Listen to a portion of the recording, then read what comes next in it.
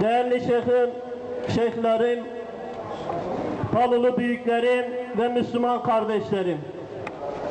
Mısır'da Müslüman aleminin, İslam aleminin gözleri önünde bir darbe yapıldı.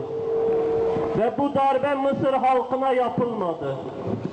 Bu darbe İslam ümmetine yapıldı. Bu darbe Filistin'e yapıldı, Gazze'ye yapıldı. Bu darbe İslam'ın geleceğine yapıldı. Değerli kardeşler, Mısır sadece Mısır halkının meselesi değildir. Mısır Gazze meselesidir. Günlerce sürdü. Ramazan ayının Mısır'ın sıcak çöl sıcağında, Mısır'ın çöl sıcağında, açlıkta, susuzlukta milyonlarca insan İslam'ı korumak adına güneş altından ayrılmadı. Dikkat edin, biz burada yarım saat güneşin altında durmamak adına gölgeler arıyoruz. Yarım saat güneşin altında durmamak adına gölgeler arıyoruz.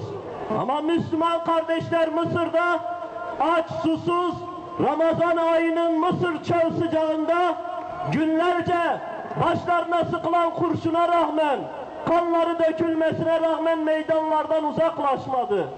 Değerli kardeşler, zulüm dünya tarihinde, insanlık tarihinde yeni bir şey değildir. Zulüm Hazreti Adem'in çocuklarıyla başladı. Müslüman uyuma, kardeşine sahip çık. Müslüman uyuma, kardeşine sahip çık.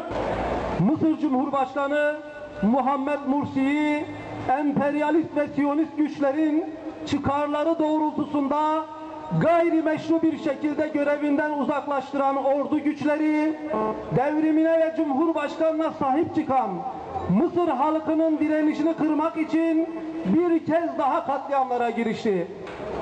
Darbenin ortağı ABD'nin talimatı ile demokrasiyi inşa eden ordu güçlerini ve destekçilerini telin ediyoruz.